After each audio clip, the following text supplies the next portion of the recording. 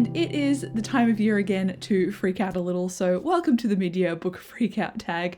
There are a series of questions, I'll answer them. It's mostly favourites or books that haven't worked for you, and then looking forward into the future. So let's get into question 1, and that would be best book that you've read so far this year in 2025. And for me, surprisingly, even though I read a lot of science fiction and fantasy books, my favourite book so far this year has been a romance book, and that is Part of Your World by Abby Jimenez. And I was completely obsessed with this book. I stayed up very late to finish it. I was crying. It was amazing. And Abby Jimenez has quickly become one of my auto-buy authors, and I'm looking forward to reading more of her stuff during the rest of the year and the rest of the time that she releases them, to be honest. I'm just really enamored by her writing style, and specifically I really like how she builds up her protagonists and the love interests to be individual people, and they are complicated. There's usually mental health involved, and there's very strong reasoning for how they behave, which just makes the book feel so fully formed. And when these two characters in any of her books interact, it actually already has such a solid foundation of their character that then the romance can be built on top of that. And again, it just feels so fleshed out, and I'm a huge fan if you couldn't tell. Question 2 is the best sequel you have read so far this year, and I'm going to keep banging on the drum for Abby Jimenez because I read Yours Truly recently. I think it might be in a reading vlog actually. I know that I do talk about it in my May wrap up, and again, another 5 stars, and that's the sequel to Part of Your World. So you can tell that I said I wanted to read more Abby Jimenez, and then I continued on and read more Abby Jimenez. And I do have Just for the Summer, that's the 3rd book in this series, on my to be read pile. So I do plan on continuing on even more with her work. Another sequel that I have really loved this year, it's a bit of a reread, so it might be a little bit of a cheat, but I also haven't read it for so long that there was a lot that surprised me because I just didn't remember it, and that is Assassin's Quest by Robin Hobb, and this is the 3rd book in the Farseer trilogy, and I just love Robin Hobb's writing style. Again, it's got that deep character development and that intention, and it just makes all of the characters, even if you don't like them, very understandable in why they're doing something and who they are. And I just love Robin Hobb for that intrinsic detail. I find her writing just fantastic, and it's like sinking into a warm bath. You just get immersed into her work.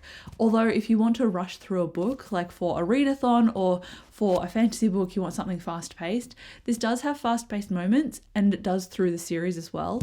But I would say that expect like almost a cozy atmosphere vibe in the pacing, so it doesn't rush, and I find that's one of the strengths of her writing. But I know for some people they might be reading it and being like, oh, but nothing's happened. Honestly, a lot has happened, and it's integral to character growth and perspective, but some people I can understand reading this would be like, I don't like it though. I respect it, but also they're wrong, because this is one of my favourite books and favourite series of all time. Robin Hobb is amazing. Question number 3 is a little bit embarrassing, and it's new release you haven't read yet, but you want to. Unfortunately, I've got 2 books that came out in 2025 and I just haven't picked them up. One of them is Silverborn by Jessica Townsend, and I honestly think that because this book is book 4 in a middle grade fantasy series, I read the first 3 pretty much back to back with no breathing room because I wanted to produce my recap video for the series before the 4th book came out, and I think I just burned myself out on this series. That, and I know that they've been 3.5 stars, which are enjoyable ratings, but I've recently found I'm in a bit of a reading slump and just reading very low 3-star books or DNFing putting down books. So I haven't really felt like going back to Silverborn, and I know that it will be good when I read it, but it's not going to be a 5 stars for me, and I think that's why I've been avoiding it, because it came out at the end of April, and obviously this tag is filmed around June, July, so I have left it for a little bit, so that's making me feel a bit guilty. I do hope to get to it. I have the audiobook, and it's not honestly that long, so I could get to it, I just don't feel like it right now. The other one that I have let myself down on is a release that came out in January. Yes, I know. It's called The Outcast Mage, and I think this is a fantasy book that has a magical school or a trial in it. And I've seen so many magical schools and trials lately, but I just eat that stuff up. It's like the quintessential things that I need to enjoy fantasy, and if they're done well, I eat it up. So I can't wait to get to this one, and I've been saying that for months now, but I do mean it, because during my to be read videos that I film for every month, I've often picked from a random number generator, and every time it's missed the Outcast Mage. So maybe I need to just take matters into my own hands and finally read it. So that'll also happen. I just don't want them to sit there for into 2026. I don't think they will, because I'm usually pretty good at finishing books within the year that I get them. So I don't think that's going to happen. If it does, kick me, because I shouldn't let that happen, but I don't think it will happen. I'm pretty confident that I'll get to it in the second half of 2025. Get to both of them, I should say. I should get to both of them in the second half of 2025. And this was completely accidental, but speaking of the second half of 2025, question number 4 is most anticipated release for the second half of the year. And I have several that I'm looking out for. One of them is called The Nightshade God, and that is coming out in July, and it's the 3rd book in the Nightshade Queen series. I started reading this series this year and I absolutely loved it. I actually have a reading vlog, I think, of reading the first book and recognizing how much I'm enjoying it. Obviously it's got no spoilers in it, but you can really just see my enthusiasm for the book.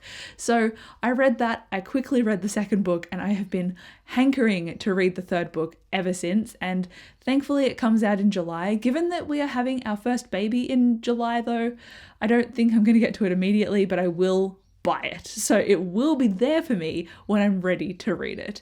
The other 2 that I've got don't come out until a bit later in the year, so they're actually ironically releasing on the same day.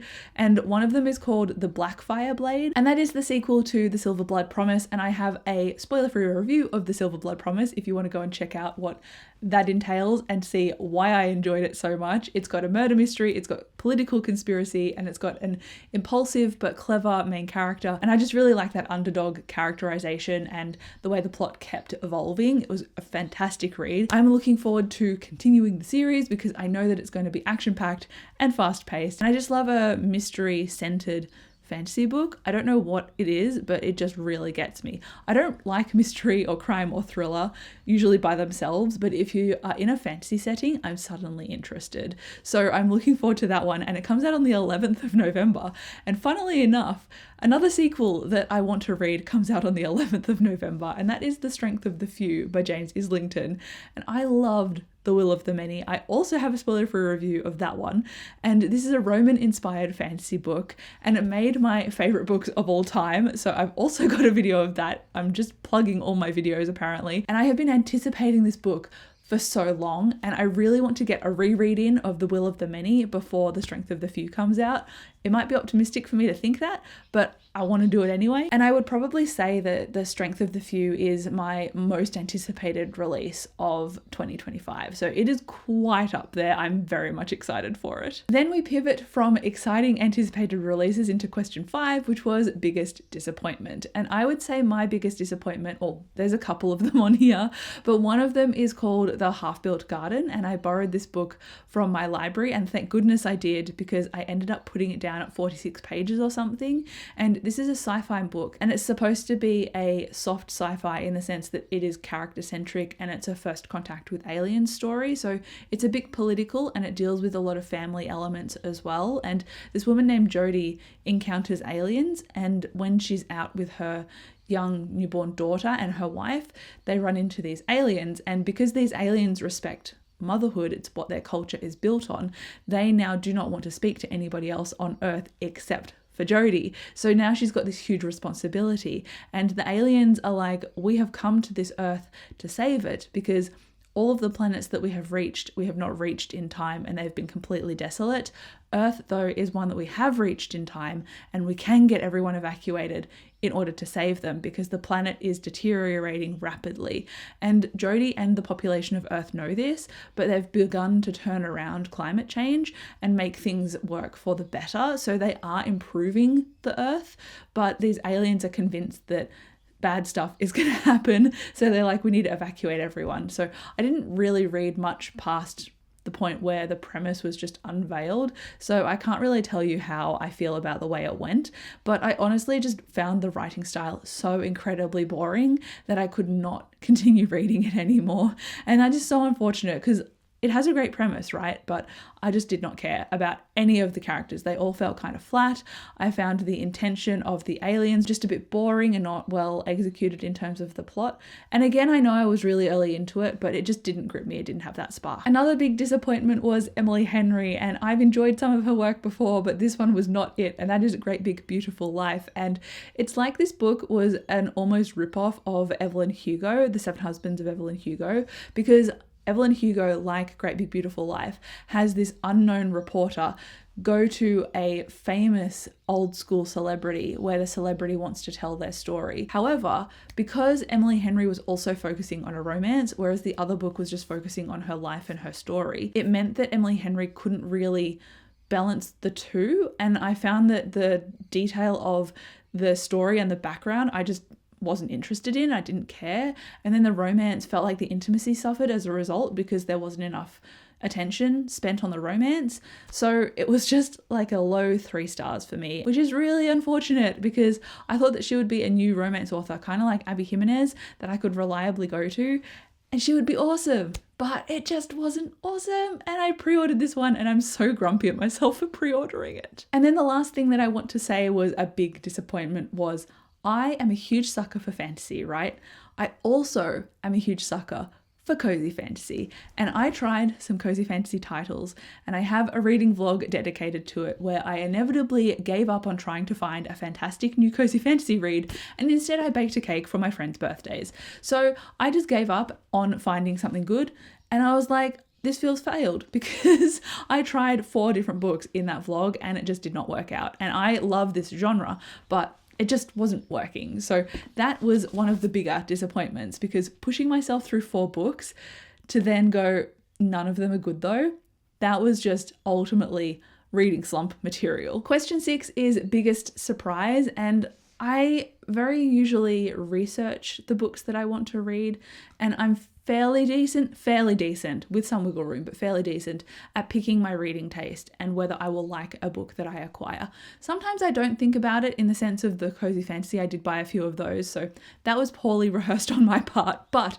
usually I'm fairly good at deciding. And in this case, I want to say the biggest surprise was not a good surprise, and that was the first binding. And I bought this based on a friend of mine's impulsive decision in a bookstore one day, and both of us had read the beginning, so we were like, oh, this sounds great.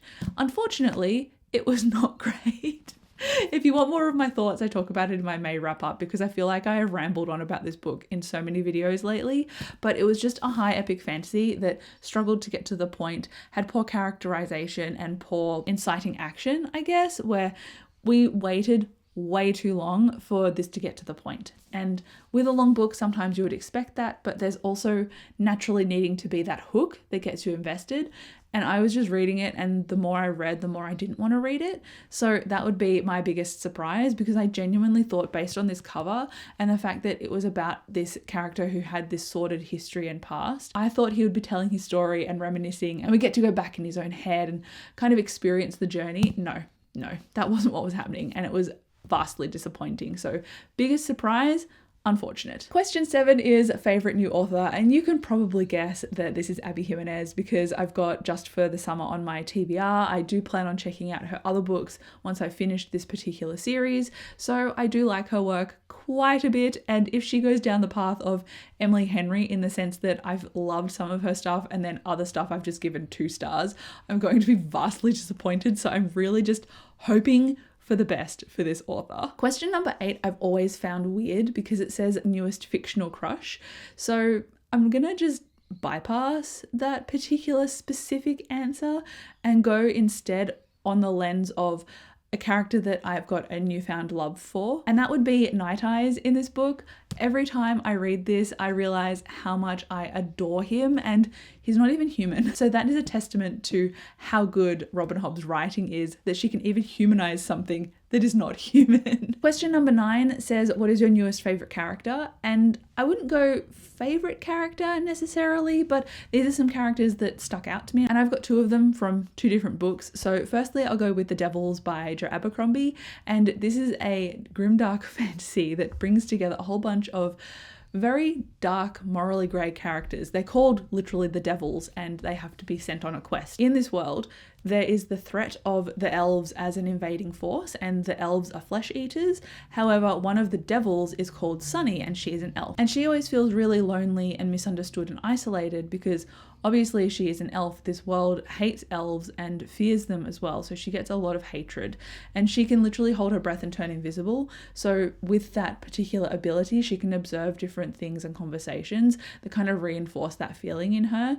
And I found her development and characterization so on point, and that's why she stands out to me. She's a little bit different obviously to a human character, and again maybe that's why I like Night Eyes so much as well. But anyway, I just really enjoyed her portrayal, and I found even all of the devils in Joe Abercrombie's work to be somewhat different and unique and memorable. And I'm surprised, given that in the past I've read some of his work and only one or two, maybe three characters have stood out to me. He managed to make all of the characters in this book stand out, and I think he's done a stellar job at doing that. Another character that I wanted to spotlight is Dr. Walden from The Incandescent, and this is a dark academia book. Dr. Sapphire Walden is, I think, 37 or 38, and she is a teacher who's got a PhD, is a master in her field, and that field is demonology. So she has gone to study demonology based on something traumatic from her past. She's now in charge, or one of the head teachers in charge, of protecting the 600 students at this magical boarding school.